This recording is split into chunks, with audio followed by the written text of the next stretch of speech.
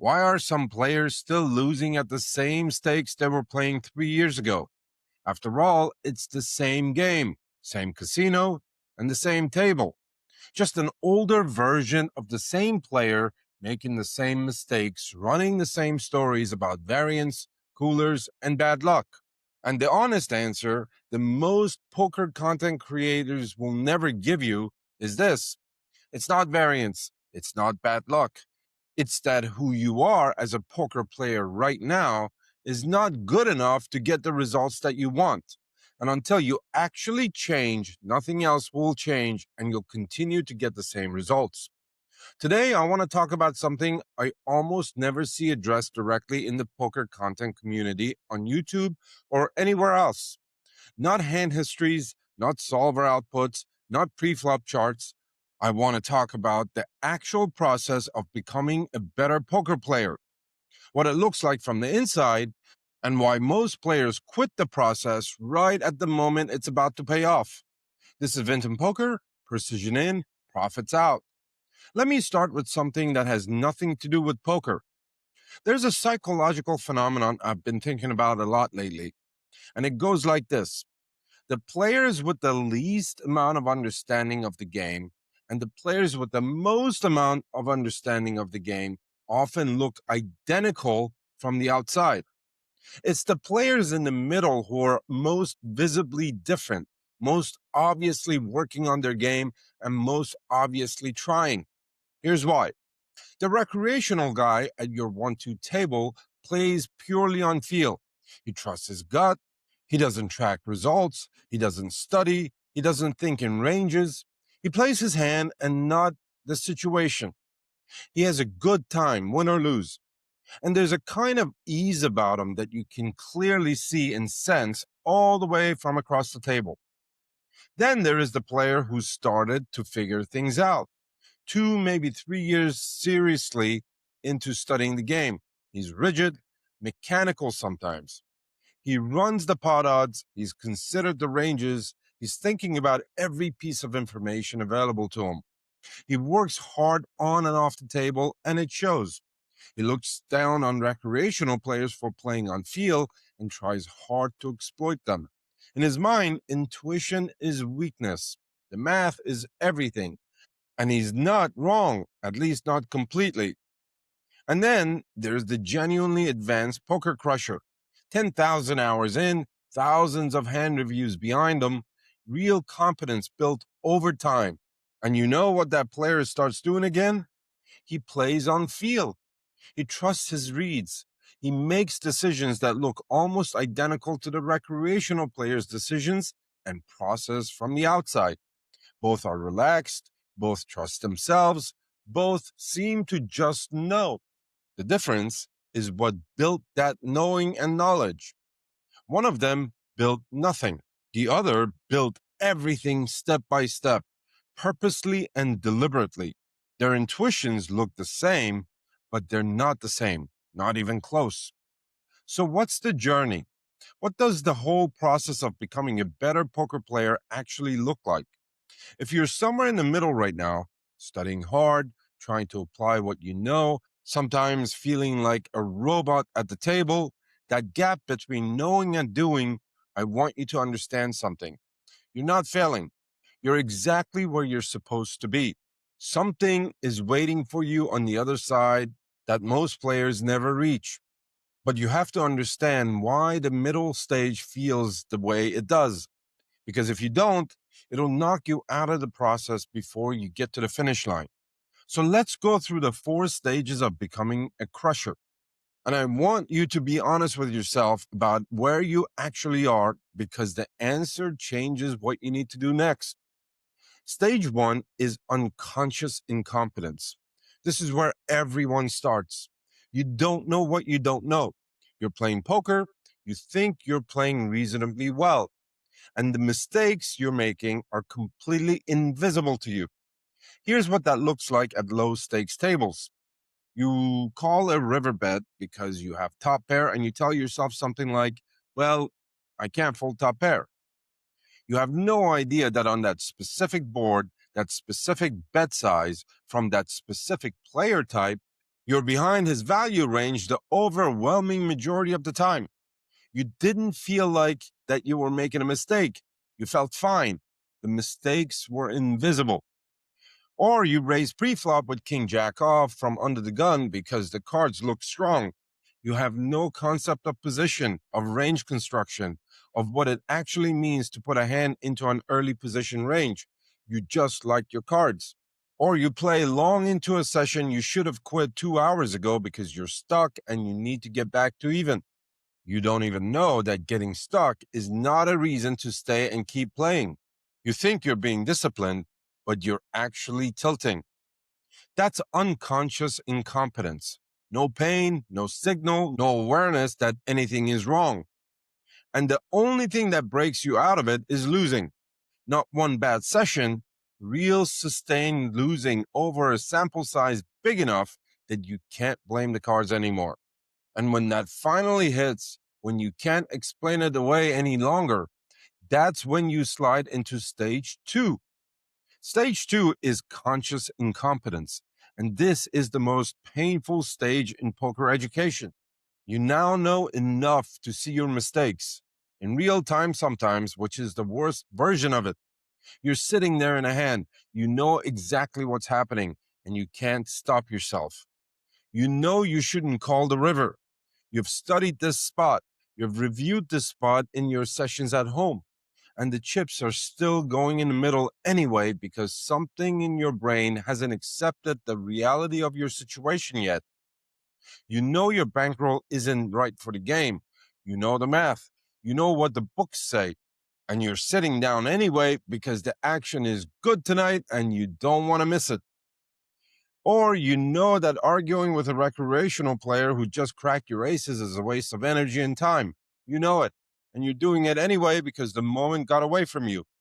That gap between knowing and doing, that is conscious incompetence.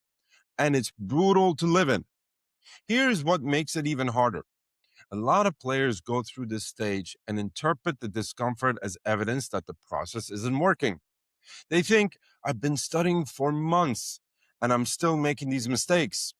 Maybe this isn't for me. Maybe I'm just don't have what it takes to be a poker player. That interpretation is wrong. That discomfort is not evidence that the process is failing. That discomfort is the process. The awareness itself is growth. You couldn't even see the mistakes a year ago. Now you see it clearly enough to hate yourself for making it. That's progress. Painful progress, but nevertheless, progress. The players who quit at stage 2 are everywhere. And in reality, most players quit at stage 2.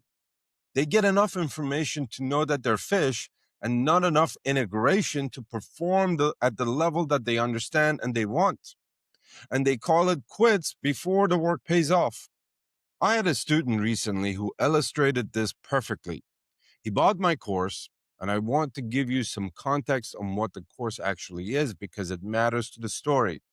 It's 292 individual lessons, each with its own quizzes, homework, and concepts that the student is supposed to sit with before moving to the next lesson. It's not a weekend binge. It's a deliberate process designed to build a new operating system one layer at a time.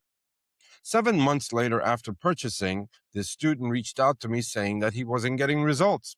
He was frustrated. My course wasn't working for him. He wanted a refund, and he was dissatisfied with the course. So I took a look at his progress before I replied. He had completed only 3% of the material, not 30, not even 10, only 3% in 7 months. He hadn't even finished the introductory section, the part designed to give you the foundation that every other lesson builds on. He was standing at the base of a staircase, complaining that why he hadn't reached the top floor yet. And here's the part that I find most telling. One of his complaints was that the course was repetitive. It is repetitive on purpose. That's not a flaw in the design. That's the entire point. Concepts don't become part of you from a single exposure.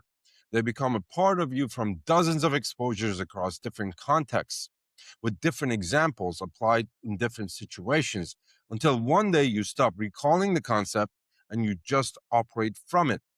That's how unconscious competence gets built, not by seeing something once and moving on, but by seeing it, applying it, seeing it again, applying it differently until the gap between knowing and doing closes completely.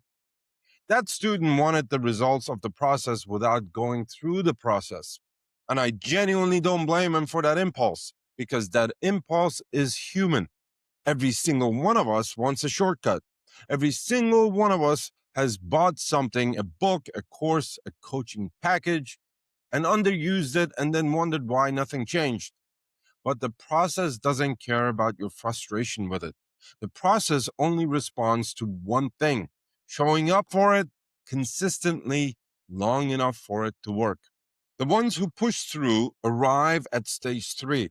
And there are dozens and dozens of my students that are at that stage, not just because they bought the course, but because they put the reps in consistently and followed through obsessively. Stage 3 is conscious competence. And this is where real winners are built. You're making better decisions now, but every single decision takes effort, real mental effort. Every hand is work. You're thinking about position before you think about your cards. You're thinking about the specific player in front of you, what you've seen from him, how he's played the last 3 hands, and what his bet sizes tell you relative to how he's been playing. You've been thinking about pot odds. You've been thinking about your image and all other factors that go into a structured thinking process and decision-making tree. None of it is automatic yet. All of it is deliberate. And that deliberateness is exhausting. Sessions feel different now. They feel mentally heavy in a way that they never did before. You used to sit in a 12-hour session and feel fine. Now 4 hours of real conscious focus wears you out. That's what rebuilding an operating system actually feels like. Here's a specific example of what that stage looks like at a real live table. You're in a hand with a flush draw on the turn. The pot is $120 and the villain bets $80 into you. Old version of you calls because the draw feels good. Conscious competence version of you pauses, works through all the factors at hand. You need about 40% equity to call. You've got about 9 outs, which is roughly 18% to hit your flush on the river. You need implied odds to make up the difference. Is villain going to pay you off when you hit it? What's his stack size? What's his player type? Will he bet fold the river or will he bet jam call? Will it go check bet fold or will it go check bet jam? And what will each line say about the strength of his range? What will be the most plus EV line and for what sizing?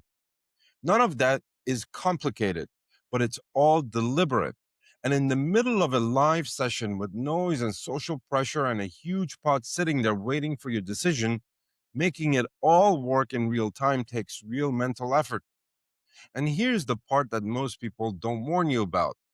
Even when you start winning consistently in stage 3, the work doesn't get easier. You can have stretches of great results and then get hit with a downswing the size of Mount Rushmore. And the old habits start creeping back in. The tilt, the hero calls, the ego-driven spots where you know better, but your emotions override your judgment, and the dreaded auto-clicking. Conscious competence has to be maintained. It's not a level you reach and keep automatically. It requires vigilance every session. Before we go on, if you're getting value from this video, give it a like and share it with someone else who's also serious about becoming a crusher just like you. Your support means the world to me, and it encourages me to create more content just like this. Be sure to share your thoughts and questions in the comments below as I read them all. And subscribe to the channel so you won't miss future episodes. Your support helps this channel grow and helps me level up your game step by step. Now to stage 4. Stage 4 is unconscious competence. This is fluency. The player who's reached this stage walks into a card room and within 20 minutes has a working model of every player at the table without consciously running through a checklist. He just knows. He sees a bet and something in him immediately registers the likely distribution of hands behind it. Not because he calculated it in real time, but because he's calculated it in thousands of previous hands and his brain has compressed it all into something that feels like instinct. This is widely misunderstood, and I want to address it directly. Most players think poker intuition is a gift, something you either have or you don't. The players who seem to just know, who make the folds, calls, or jams that make no sense until the hand gets down to showdown, who find the bluffs in spots that look impossible, they must be naturals. Well, I'm here to tell you they're not naturals. Their intuition is compressed experience. It was built through the same deliberate grind that every other competent player went through. The difference is that their process became invisible to them because it got so deeply embedded into their consciousness that it no longer feels like process. It just feels like instinct. This is exactly how learning a language works. When you're learning a second language and you're early in the process, every sentence is a translation job. You're searching for vocabulary in real time. You're searching for grammar rules that you learned 6 months ago. You feel slow. You feel exposed. You know you sound terrible, and that awareness makes it worse and uncomfortable. I dare say, painful. But if you stay with it, something eventually shifts. You stop translating. You start thinking in the language. The mechanics of the language became invisible. You just speak. Fluency didn't mean the grammar went away. It just means the grammar got compressed into something that operates below your conscious awareness. That's what unconscious competence in poker looks like. The math didn't go away. The framework didn't go away. It just went underground. And now what looks like feel from the outside is actually a deeply embedded precision operating system faster than conscious thought. That's what's waiting for you on the other side of the grind. Now, I want to say something directly and clearly because there's a narrative in poker circles that I think does real damage. The narrative is like this: either you have it or you don't. Real poker skills can't be learned. Studying makes you robotic. If you're over there grinding hand histories for hours and watching training videos, you're overthinking it. The good players just have what it takes, the natural talent. I've heard this story my entire poker life, and I understand why it persists. It's a comforting story. After all, if a skill can't be developed, nobody has to feel bad about not developing it. The guy who's been losing at 1-2 for 4 years isn't failing to improve. He's just not naturally gifted. It's not his fault. That story is false. That story is a lie. That story is a tragic trap.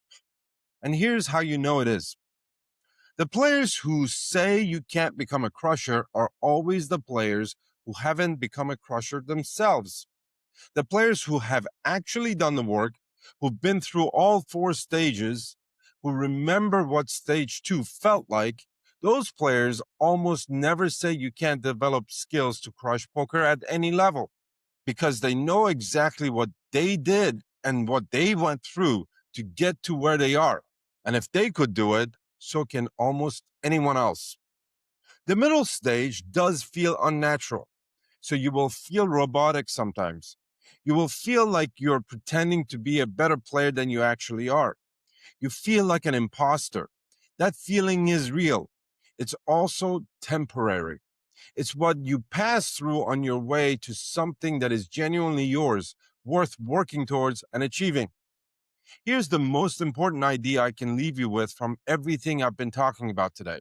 You direct your process of becoming a crusher through disciplined effort in a consistent direction. That's it. That's the entire blueprint.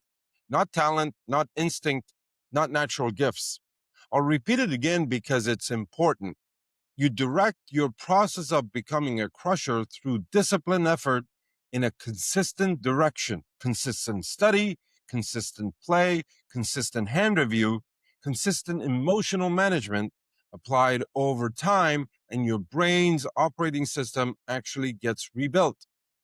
Most players overestimate what they can improve in a month and dramatically underestimate what they can build in 2 years. The player who starts this process today and stays on it who doesn't quit at stage 2, who keeps grinding through stage 3 even when it's exhausting, that player 2 years from now is going to be almost unrecognizable at the table. Not because something magically happened, but because something was built hand by hand, session after session, decision by decision. Now, let me give you 3 things to actually do with this.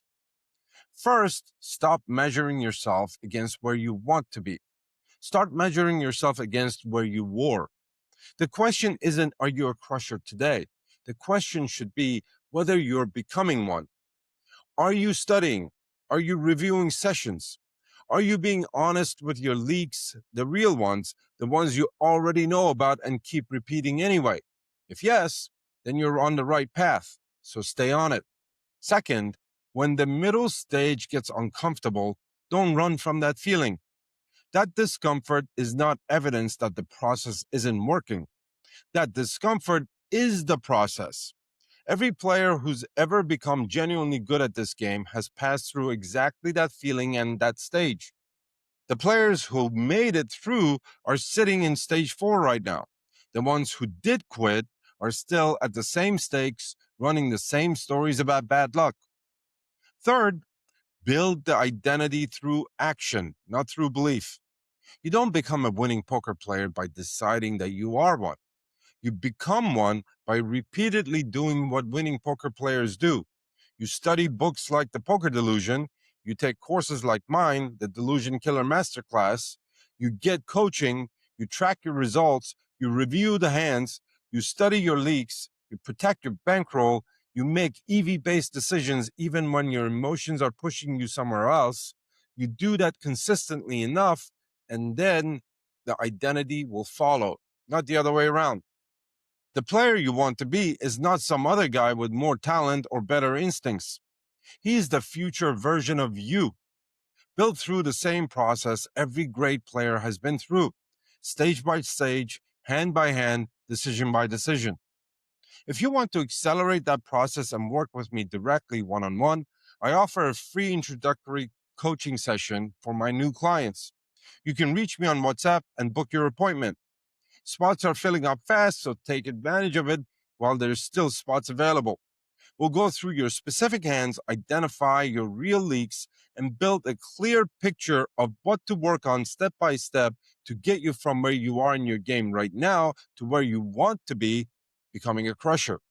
The link for my WhatsApp is in the description below. Come find me. And if you haven't used my free Vinton Poker coaching AI yet, the link for that also is in the description below. It's trained on my full course, book, and strategy, and it's completely free to use. Look me up on WhatsApp, book your free coaching session right now, and let's get you crushing.